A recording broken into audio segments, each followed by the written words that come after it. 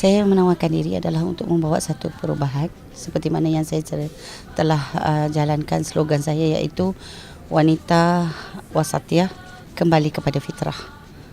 Itulah tujuan saya, untuk memperkenalkan, untuk merapatkan jurang-jurang antara belia dan juga antara remaja yang kita anggap sebagai anak-anak kita. Apabila UMNO telah membuka ruang kepada semua ahlinya untuk bertanding, jadi inilah peluang saya yang harus saya rebut untuk menyampaikan hasrat daripada akar umbi, khususnya masyarakat di bawah, kerana perjuangan saya membawa ialah perjuangan masyarakat di bawah.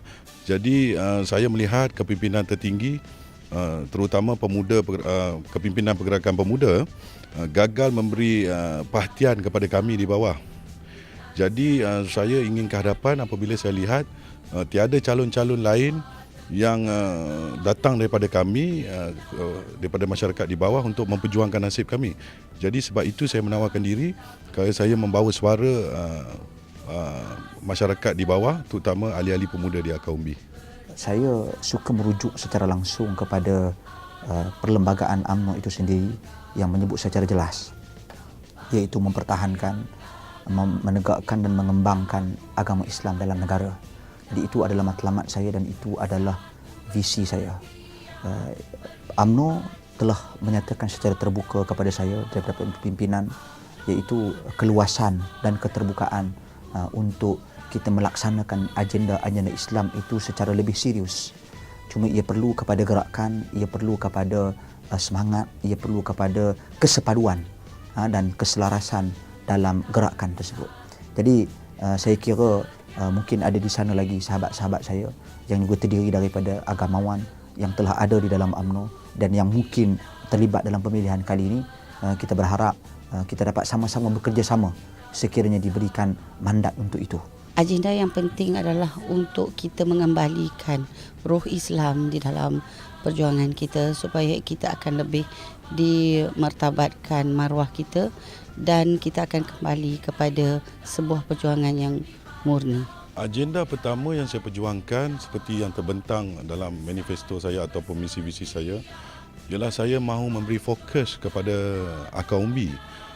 Kerana kita lihat masalah utama pada masyarakat Melayu Bumi Putera ialah masalah sosial yang kurang berjaya ditangani oleh kerajaan, iaitu seperti masalah remaja yang keciciran pelajaran dan mereka ni hilang fokus dan hilang tujuan. So kebanyakan mereka ni banyak terlibat dengan jenayah dan masalah sosial. Jadi jikalau saya menang, saya akan merangka satu rancangan besar, iaitu saya akan pergi kepada setiap negeri, turun ke setiap negeri sampai ke akar umbi, dan saya akan ambil maklum balas dan saya akan kumpulkan dan saya akan buat satu kertas kerja dan saya akan serah kepada kepimpinan untuk membantu golongan-golongan ini, untuk terutama yang mempunyai masalah keciciran pelajaran.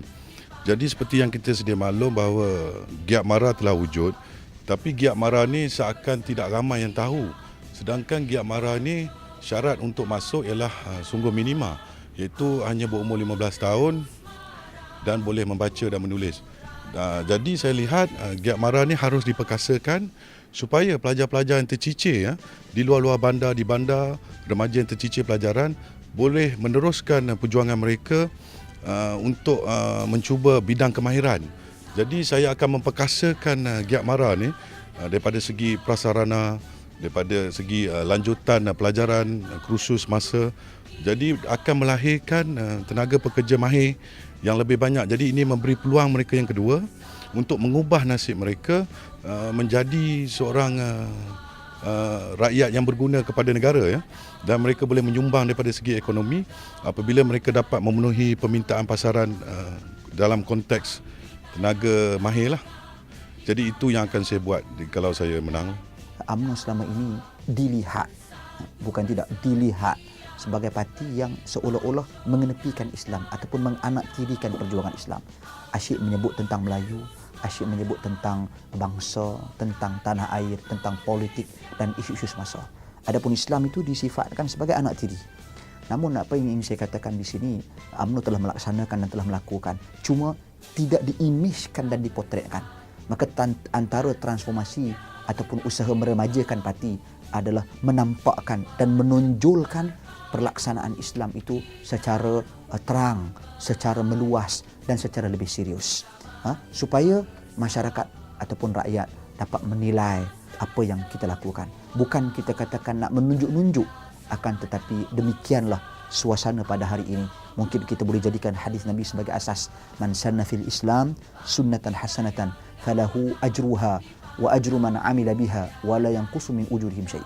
Barang siapa yang tunjuk satu contoh yang baik di dalam Islam dan ada orang lain mengikutinya, maka dia akan dapat ganjaran pahala, dan orang yang mengikutinya akan dapat ganjaran pahala, dan dia akan mendapat ganjaran pula kerana ada orang yang mengikutinya tanpa dikurangi sedikit pun daripada pahala tersebut. Maka kita tampilkan usaha-usaha Islamisasi itu secara terbuka agar orang lain dapat mencontohi dan dapat merasainya. Itu matlamat dan itu visi perjuangan saya. Wallahu a'lam. Terima kasih.